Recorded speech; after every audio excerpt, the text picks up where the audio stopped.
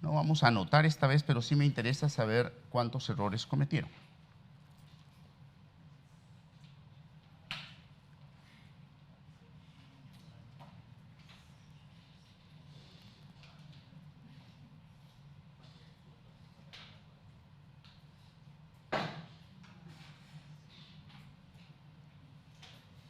Bien. ¿Alguien cometió 0 errores? Es decir, ¿no cometió ninguno? Tú, 0 errores.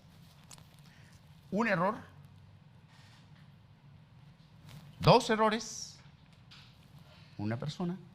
3 errores. 1, 2, 3, 4, 5. 4 errores. 1, 2, 3, 4, 5, 6. 6 errores.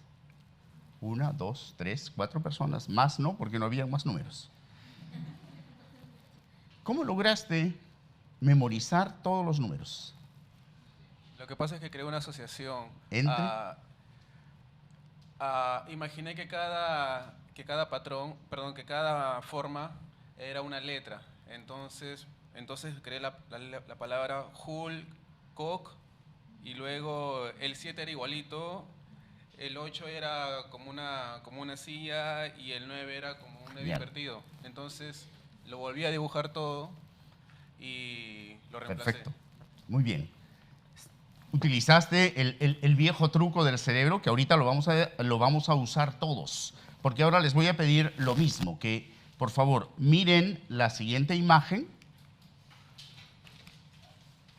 Estos eran los códigos que les pedí memorizar. Fíjense en lo siguiente.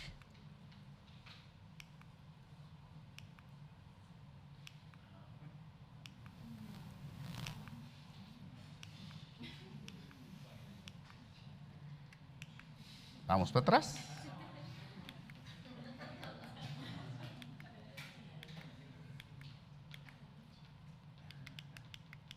¿Se dieron cuenta? ¿Sí? Escriban este número ahora.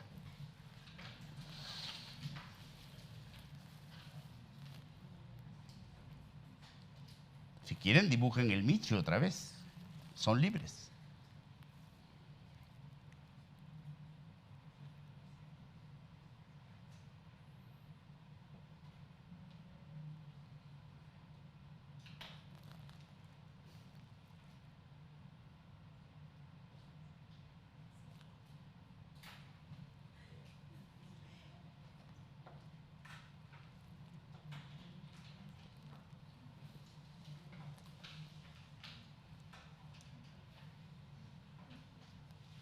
¿Listo?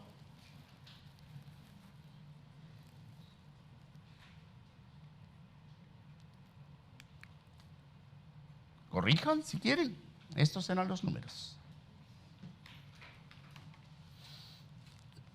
¿Alguien cometió 0 errores? 0 errores. No cometió errores. 2, 3, 4, 5, 6, 7. ¿Cometiste error? Sí. Y hay una razón muy buena para explicar el error que cometió él. ¿Alguien cometió un error? 2 personas. 2 errores. Un error, 3 personas. ¿Un error o 2? 2. Porque no dibujaste el Michi. Dibújalo y vas a ver que no vas a cometerlo nunca. Bien, lo que acabo de hacer con el cerebro de quienes no han cometido un error es, por decirlo de alguna manera, he logrado guardar una información en su memoria a largo plazo, de la cual no se van a poder olvidar. Estos benditos códigos van a estar en su memoria para siempre. Habría que producir lesiones físicas en varias zonas del cerebro para poder lograr que borren esos códigos. Los van a poder recordar cuantas veces quieran. ¿Por qué él tuvo un problema? Porque su cerebro hizo un sobreesfuerzo la vez anterior por generar asociaciones que ahora se las he puesto en cuestión. Cuando mostramos la asociación entre el Michi y los números, se rayó, como diríamos. O sea, habían 2 asociaciones distintas, la que su cerebro había creado en el ejercicio anterior y la que se presentaba ahora. Había que lograr que deshaga el mal aprendizaje, por decirlo de alguna forma, y que lo vuelva a hacer, o permitirle que vuelva a los a los códigos que había logrado descifrar en la vez primera, para que escriba el número. Este es el segundo principio. Yo puedo lograr que alguien guarde información en su memoria a largo plazo sin contar con su consentimiento. ¿Alguien quería aprender estos códigos? No. O sea, si yo quiero que alguien aprenda algo, tengo que hacer lo que acabo de hacer. ¿Qué he hecho? ¿Qué es lo que ha permitido que aprendan esos códigos? Tienen la palabra. Y además de la palabra, usen el micrófono. ¿Por qué han aprendido esos códigos? Les he enseñado un patrón, les he mostrado. ¿Cuál es ese patrón? Pon el micrófono cerca de tu boca. El del Michi. ¿Solo el del Michi? Si solamente hubiera dibujado un Michi, ¿hubieran logrado aprender ese patrón? Y los has asociado con las formas que están ahí detalladas. Ya, a ver, no, está el Michi, que es una forma conocida, pero algo más está ahí. Los números no están en cualquier orden. Imagínense que hubiera puesto en la fila superior 7, 6, 5, en la segunda 3, 2, 1 y en la otra no los hubieran podido recordar. El orden en que están los números no es cualquier orden. ¿Dónde han visto ese orden? ¿Dónde han visto ese orden? ¿En dónde tienen ese orden siempre? En el teclado del teléfono. Así están puestos los números en el teclado del teléfono.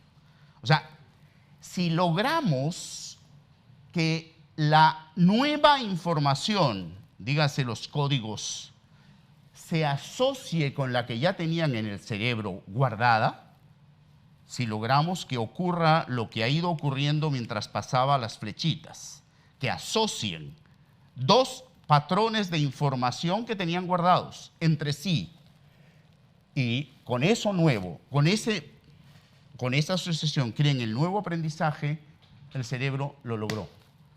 Pero no puedo enseñarles ese patrón, lo tienen que descubrir solos. O sea, el pasar la flechita es una manera de mostrarles el patrón, pero imagínense que se los explique, que no lo hubieran visto, que no se hubieran dado cuenta, que no lo hubieran descubierto de alguna manera, las posibilidades de aprenderlo son menores. O sea, el cerebro necesita no solamente que la información venga asociada, sino generar asociaciones para que el aprendizaje pueda darse. No necesito que las asociaciones existan, no, tengo que darme cuenta. Y esa es la dificultad que tuvo su cerebro. Tuvo que mirar asociaciones distintas de las que acababa de mirar y entraron en conflicto, y eso hizo que la segunda vez no pueda recordar tan bien como lo hizo en la primera. Segundo principio, si la información llega al cerebro asociada con la que ya tenía el cerebro guardado antes, las posibilidades de recordarla son mayores. Primer principio era si la información llega asociada entre sí. Segundo, si además llega asociada con lo que yo ya sé. Si logro establecer esa relación con lo que yo ya sé, las posibilidades de aprender van a ser mayores. Entonces, el aprendizaje tiene que tener un previo recuerdo. O sea, se construye sobre aprendizaje anterior. Correcto. Y una gran ventaja de eso es que hacia la 6ª semana del embarazo de nuestra madre, empezamos a aprender. Es decir, el cerebro no solamente se fue configurando, sino que las primeras conexiones neuronales se fueron produciendo. Y no habíamos nacido todavía. ¿Esa es la base fundamental del constructivismo, entonces? Si queremos pensarlo, sí. El constructivismo como teoría pedagógica se sostiene en este principio de funcionamiento biológico del cerebro. Las nuevas conexiones van a ser mucho más resistentes y más firmes si se construyen sobre conexiones preexistentes. No se nace sabiendo. Sí, nacemos sabiendo muchas cosas. Nacemos conociendo los latidos del corazón de nuestra madre. Hay muchísimos ruidos del entorno en que nuestra madre vive que los reconocemos y que nos producen sensaciones. Reconocemos la voz de nuestro padre si nos habla. Es decir, En el momento en que las neuronas se van constituyendo, se van produciendo conexiones neuronales, que no es otra cosa que se van produciendo aprendizajes que podemos evocar luego, que podemos recordar. Nacemos sabiendo, pero también nacemos con la posibilidad de aprender lo que sea. Es decir, podríamos decir lo siguiente: nacemos con la posibilidad de ser geniales. O sea, si lográramos utilizar solo la mitad de la capacidad que tiene nuestro cerebro cuando hemos nacido, pues seríamos genios absolutamente en todas las disciplinas, en todas las artes y sin límite alguno. O sea, no hay límites para las posibilidades de aprendizaje de nuestro cerebro. El problema, lo decíamos al empezar, es que no hemos nacido con un manual. Desde que el primer día que fuimos a la escuela nos dijeron, tienen que aprenderse esto. ¿Y quién nos enseñó a aprender? ¿Cómo se aprende? ¿Cómo se hace para usar el cerebro? ¿Cómo lo uso de manera más eficiente? Muchas veces hemos invertido cantidad de tiempo tratando, y de esfuerzo y de energía, tratando de aprender algo, pero después se nos borraba. Porque lo hicimos mal, nada más. No porque tenga mala memoria o no porque mi cerebro sea malo para el aprendizaje, sino porque estábamos haciendo las cosas inadecuadas. Es como si me dan un computador y no guardo la información y lo apago, digo, ¡ay, se borró! No, no se borró, no la guardaste. No es que se borró. Lo mismo ocurre con nuestro cerebro. Si no guardo la información adecuadamente, la voy a perder. O sea, no va a quedarse para siempre, pero sí puedo lograr que se quede para siempre, si sé qué teclas apretar. Y aquí han habido 2 teclas, nada más. Adelante. Porque hay cosas que sí automáticamente la guardamos y hay cosas que no. Ya. ¿No? Y otra cosa, otra pregunta. O sea, para aprender siempre tiene que haber un conocimiento previo. Si queremos que alguien aprenda algo que le resulta absolutamente desconocido, vamos a tener serias dificultades. Y si no le ayudamos y no logra que la persona conectar eso con lo que ya sabe, va a tener serias dificultades. Lo va a poder aprender, ¿ya? Pero con mucho esfuerzo, y el gran problema es que al cabo de 2 horas va a empezar a borrarse esa información de su cerebro. Quería mostrar, sí, había una mano por ahí, mostrarles lo siguiente, y con esto vamos, me voy a soplar el tercer experimento, en otro momento tal vez lo hagamos. Hasta hace 15 años, o 20 tal vez, se sabía que habían recuerdos que no se borraban fácilmente, pero que habían otros que se borraban. Pero no se sabía por qué razón unos recuerdos permanecían y otros no.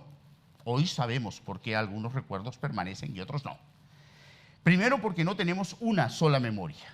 Tenemos por lo menos 3 sistemas de memoria diferentes. Howard Gardner sostiene que no solo eso, sino que tenemos una memoria en cada inteligencia.